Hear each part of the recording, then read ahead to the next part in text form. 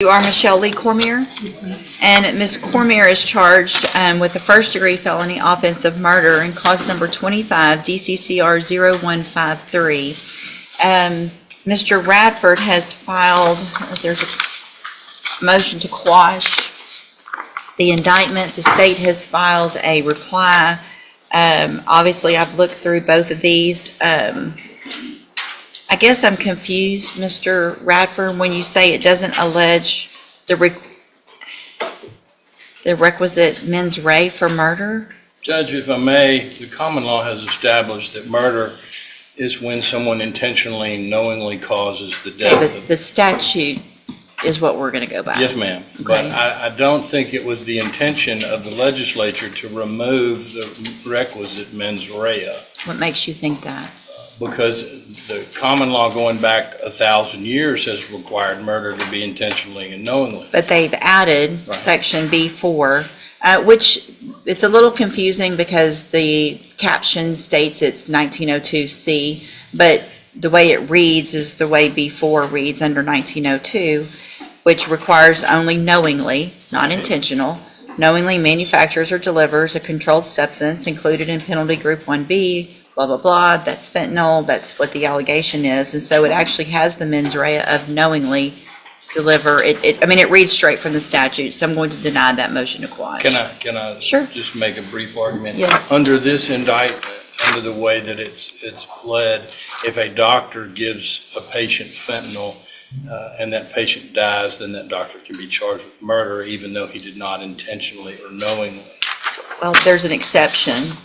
The next C, except as provided, well, where was it? I saw this. It is a defense to the prosecution under section B4, which is our section, that the actor's conduct in manufacturing or delivering was authorized under Chapter 481 Health and Safety Code or state or federal law, which I think would be the medical purposes. So there's an exception. Is it my understanding then, is the court of the opinion that the state must prove that my client knowingly delivered fentanyl to an individual? That's what the law says, and that's what the indictment says. I Then and there knowingly deliver a controlled substance, namely fentanyl, and that Shelby Irvin died as a result of ingesting and inhaling that into her body. So that it's the opinion of the court that Ms. Cormier must have the requisite knowledge that she was giving her fentanyl? I think that's- I think Go ahead. what Mr. Radford's trying to do is box the court in here. I'm not gonna- My interpretation of the statute is just knowingly deliver a controlled substance. And that controlled substance, if it contains fentanyl, is enough for her to be guilty of this offense. If it contains fentanyl and causes the death of a person, then that gets us to murder. well, I think that's going to be another whole question because it's specific that It says knowingly to knowingly deliver a controlled substance, namely fentanyl. So I think that's going to come down to maybe a jury question. I'm not going to make that decision. That's not Right. that's just an element of the offense. So I the would- motion to quash is denied. Yes, ma'am. I would submit that the statute is unconstitutional as drafted. Okay. I'm not going to find the statute. I understand. I'm going to follow it as written. Yes, ma'am. All right, so that's denied. Hold on just a second. Mr. Radford has also filed a motion to reduce the bond. Do you plan on calling your Yes, ma'am. client? Ma'am, the best you can, raise your right hand. Do you swear or affirm the testimony you're going to give in this hearing will be the truth, the whole truth, and nothing but the truth, so help you God? Yes, ma'am. Thank you. You may proceed. For the purposes of the hearing, this hearing only, we call Michelle Cormier on the issue of bond reduction. Can you state your name? Just so you know, once she's under, I don't let anybody go far, but if she's under oath, and I am allowed to take into consideration some of the underlying facts of the case. Yes, ma'am. We won't go far, but just don't want you to think that can't go there at all. Yes, ma'am. I Okay. understand. Can you state your name for the record? Michelle Lee Cormier. And you are the defendant in this case, is this correct? Yes, sir. And your bond is currently set at $500,000, is that correct? Yes, sir. Can you afford a $500,000 bond? Yes, sir. Do you have assets in your name that you could liquidate to make a bond? My family does. Your family Yes. can help you? Have you talked to your family about possibly helping you with a bond? Yes, sir. And how much, what kind of bond do you think your family can come up with? 100,000 or less. 100. That's what all of them have told me. 100,000, you think they can make a $100,000 bond? Would it assist your case in the presentation of your defense if you were bonded out and could assist me in working on your case? Yes, sir. Where were you born? I was born in Beaumont, Texas. Okay, have you lived here how long? I've been back down in this area since I was 13 years old, so. So you pretty much lived here your whole life? Yes, sir. And you have family in this area? Yes, sir. Jasper area, my aunt here in Beaumont. Where would you live if you made bond? The Golden Triangle, Beaumont, or Bader. Who would you live with? My aunt, my 83-year-old aunt that comes and sees me, or my son and his grandma in Bader. My aunt lives here in Beaumont, off of Major Drive. If the court set conditions of your bond, including a GPS monitor and random drug testing, would you agree with that? Yes, sir, I sure will. What is your criminal history? Have you been to TDC before? Yes, sir, I went for a burglary of habitation back in 2013. How much time did you serve? I made my first parole, and I served 2.5 on that 10 because they sent me to safety. And I successfully came off of parole July the 11th of 2023. That's a witness. I want to know, I'm trying to I think it's probably in this reply. What was Ms. Cormier in custody for Or theft, if I'm not mistaken, Judge. when this happened? Yes, Okay. ma'am. So the allegations here are that you were in custody for theft. Can I rephrase that? No, Okay. just Okay. answer her Yes, question. ma'am. In custody, smuggled in some drugs of some type in your vagina that you gave to someone else that the allegation is led to her death that had fentanyl in it. Am I correct? That's it in a nutshell, Judge. All right, go ahead, Mr. Coleman. And you don't disagree with the judge's assessment that you, in fact, smuggled fentanyl into the jail? I'm going to object to that. I think you said the allegations are what he's trying to do now is bind her into a confession. I'll move on, Judge. Thank you. While you were in jail, did you provide a controlled substance or substances to other fellow inmates? Again, Judge, I'm going to object that is not relevant at this time. I'll move on, Judge. Thank you.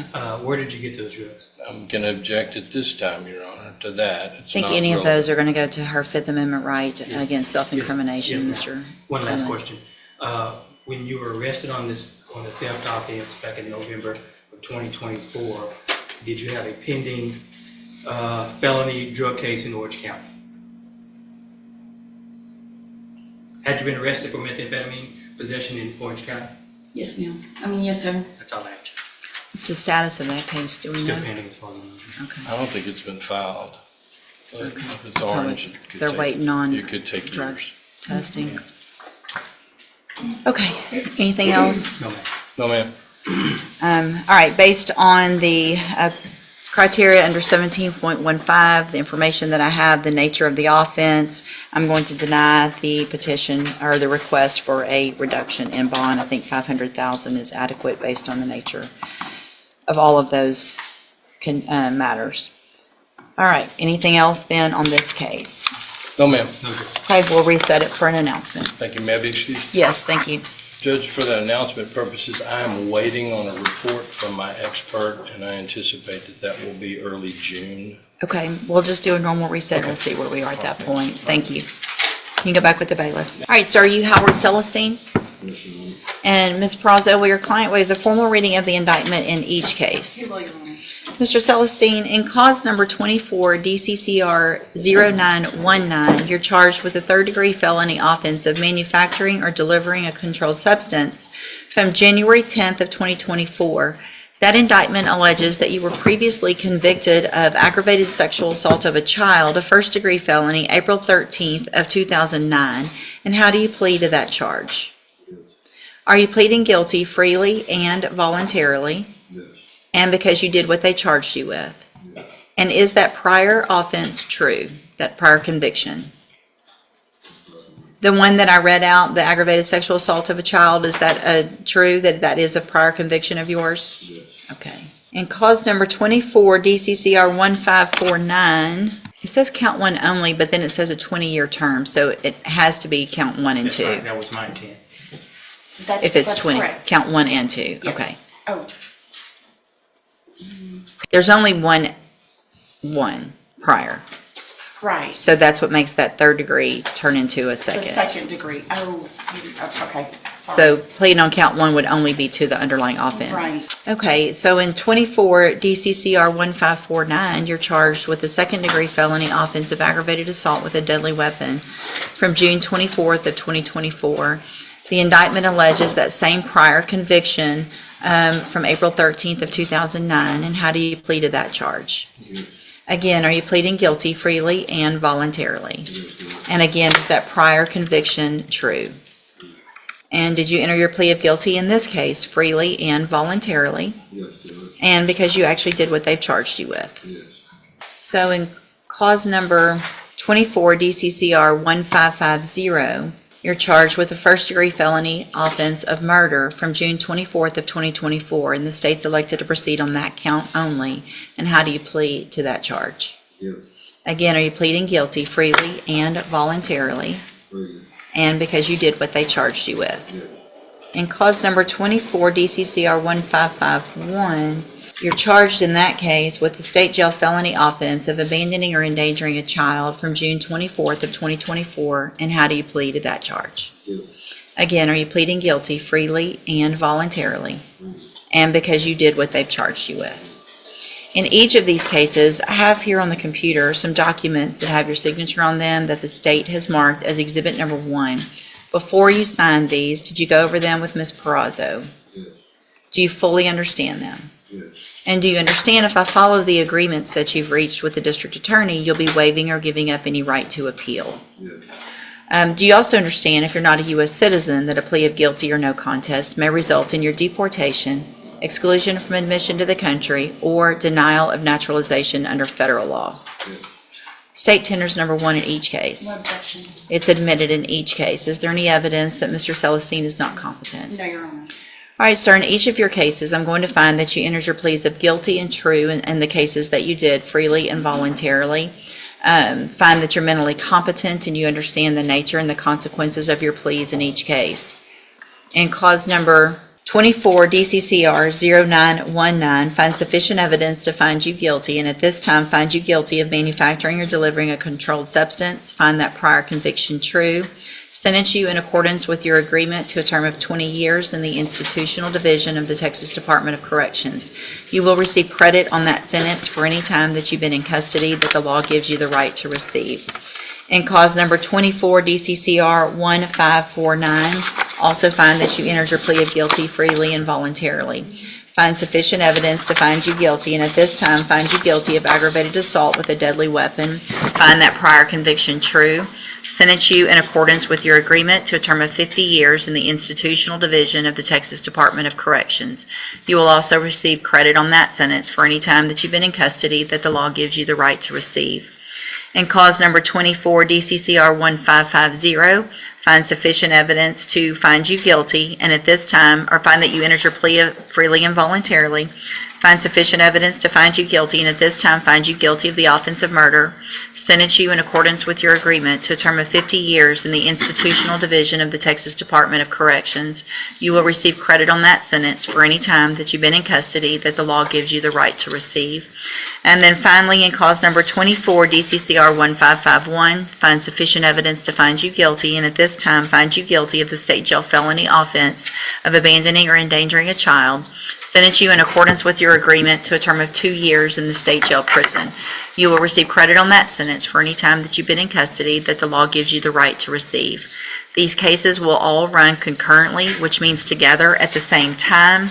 I am making an affirmative finding of a deadly weapon in cause number 24 DCCR 1549. I'm handing you in all of your cases the trial court certifications that shows that these were agreements that I followed, and so you've waived your right to appeal. I have also handed you a written admonishment regarding your ineligibility to possess a firearm or ammunition. Because of the judgments entered against you, you're ineligible under Texas law to possess a firearm or ammunition. Possession of a firearm or ammunition could lead to charges against you. Firearm is a legal term. You should read the written admonishment I provide you to see what devices qualify as a firearm. If you have questions about the laws that make you ineligible to possess a firearm or ammunition, or about how long that lasts, you can talk to Ms. Perazzo. All right, good luck to you, sir. You can go back with the bailiff.